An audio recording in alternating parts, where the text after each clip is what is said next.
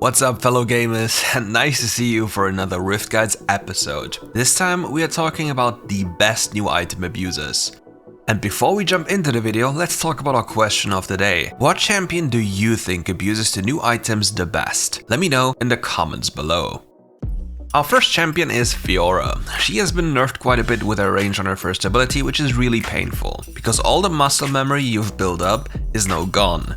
From my perspective, I'm quite happy because I hate Fiora. I hate facing her, and I think it's super nice that it finally happened. From an OTP's perspective, they're all crying now, because yeah, they can't play their champion anymore because it's a complete different champion now in terms of range and muscle memory. Thanks to the new items though, you can play in a really abusive way. Spamming your first ability with Divine Sundra and getting your death stance and a hull breaker turns you into an invulnerable Demon King that is super hard to deal with.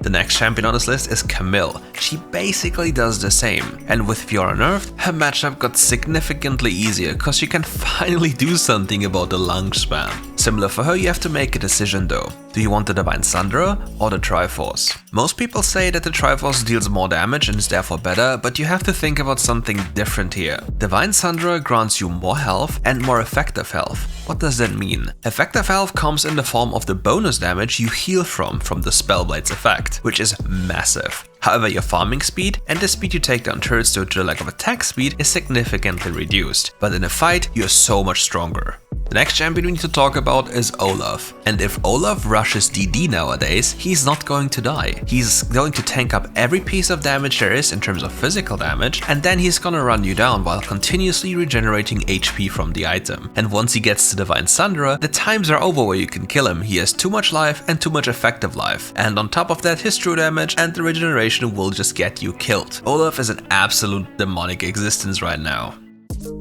Another champion that loves to abuse the new items is Jayce, but here's something a little bit specific. He likes to go Manamune, Black Cleaver, Divine Sundra, Death Stance and Hullbreaker. Or at least is given the option to build Hullbreaker later on, when he truly needs it and wants to split push. But here's the reasoning as to why we go Divine Sundra on Jayce. Jayce has a lot of spells which he can use for the Divine Sundra Spellblade proc. And with Death Stance losing its HP, it's sometimes really hard to survive because there's so much damage in this game. So a lot of champions just need to itemize into an HP item on their second place in order to survive. And exactly this you're doing with Jayce here. And as you hit late game, you're basically the same champion, but slightly different as you have a Divine Sundra in your hands. Another champion that loves to use Divine Sundra is Xin Zhao. He just likes the item and the DD combination and turns into a super tanky target. So when you think about Divine Sundra, you just want this item as a solid staple whenever you're in need of HP and a little bit more damage. Especially if you have abilities that can proc it multiple times in a fight because of their low cooldown, you'll have a great time using this item. And especially the next pick is very nice with this item. So, with Vayne we have a champion that with the DD changes lost a lot of tankiness. But what about going Divine Sundra? You would go Divine Sundra as your third item, potentially second item, simply for the HP and the bonus damage you have on every single tumble. With the ultimate and the low cooldown on this ability, you will have it every single time you tumble, which is a lot of bonus damage and tankiness you gain from just this little item. So, in a situation where you need HP, go for this item. Another champion that loves the new items is Jayce. He loves Divine Sundra, he loves Death Dance and he loves Hullbreaker. Also, here's a little trick. Your third ability can proc Divine Sundra twice, on its activation and on its second activation. With this, you can sequence your spells even better to gain even more Sundra procs within a fight, which makes you more tankier and deal more damage. And overall, Jayce is a champion that once he has scaled is super difficult to deal with. He gets so many resistances from his ult and is just so overall annoying with the HP he gets that it's impossible to get rid of him, at least for any type of physical damage carry. The next champion we have is a bane of existence for everybody in the game. It's Lee Sin. Level 2 mid lane, level 2 top lane, level 2 bot lane, wherever he goes he just wreaks havoc. So what about him with the Divine Sundra? You can still do it, yes it's possible, and it's not too bad actually because of the effective HP you get.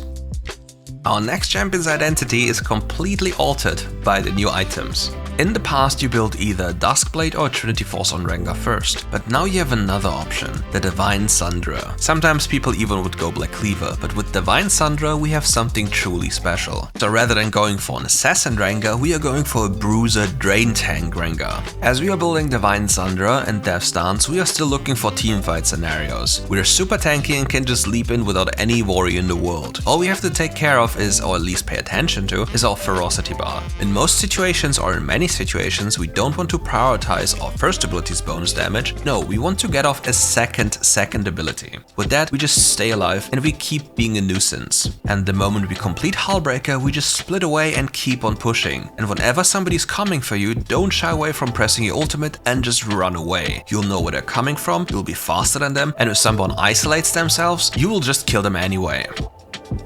The next champion on this list is Wukong. Wukong has an interesting trading pattern that mainly revolves about his third ability and his first ability. Having the Divine Sundra puts even more emphasis on the healing part of his first ability, which then turns him into a drain tank similar to Rengar. It's very difficult to get him killed, and with his ultimate he has insane value in a teamfight. As a consequence, he doesn't really want to utilize Hullbreaker because he wants to be with the team. He just wants to be annoying in a fight, CC them and get them killed.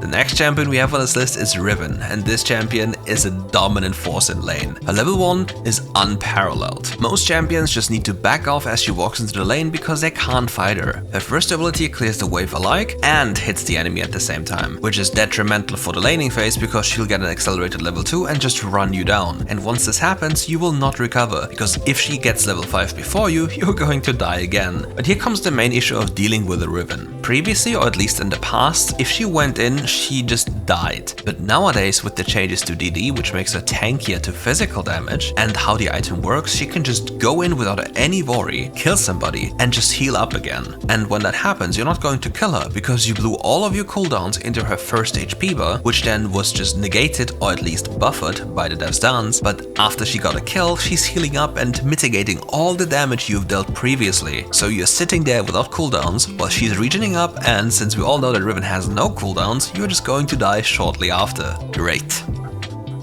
At least for our next champion, he is not really that overtuned, but he requires some finesse if he wants to be played well. With Shen, we have an interesting new addition to the game that can teleport around the map whenever somebody is in danger. Next to that, he can also block any kind of auto attack flying to somebody with his lovely umbrella. But this is the game changer about this champion. If you go Divine Sundra and utilize your first ability well, you will demolish people. And the next thing you need to always think about is that your champion gets tankier and tankier, and once you get tanky enough, there is a certain decision you have to make. Sometimes building more tank items just isn't efficient anymore, but rather build a Blade of the Rune King or a Wit's End. It makes you so much tankier and increases your damage by so much more than anything else. But if I'm honest, the most important part about Shen in laning is understanding how to use Grasp, how to angle your taunt, and how to use your first ability. You need to always drag it through the enemy. If that doesn't happen, you lose a lot of damage and a lot of potential in lane. But overall, he isn't the strongest laner. If you're better than the enemy and you exactly know what you're doing, he can be a force to reckon with.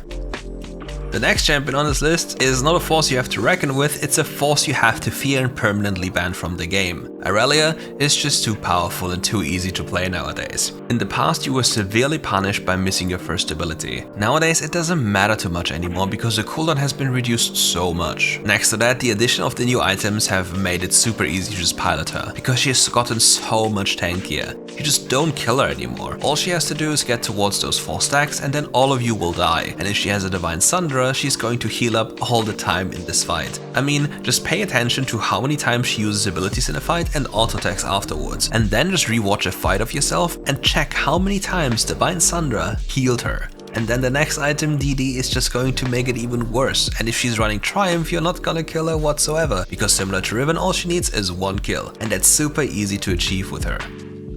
And for our last champion, we have a special one. A champion that has been forgotten, but with those new items is finally a viable option depending on the game you're playing. Nasus. Nasus with the Divine Sunderer, Hullbreaker and Death Stance is a splitting machine. With the cooldown reduction from his ultimate onto his first ability, he can spam anyone in a 1v1. You would be surprised how tanky and how much damage this champion does. Because nobody has played him in the past, people have forgotten about what he can do best. Taking down towers and killing people in an isolated 1v1. Don't be mistaken, even if you're 2v1ing him, his wither and overall power will be overwhelming, so unless you have percent damage, anti-healing, or even a Vayne, you will have trouble just killing him. All he has to do is keep on split pushing and ignoring his team most of the time.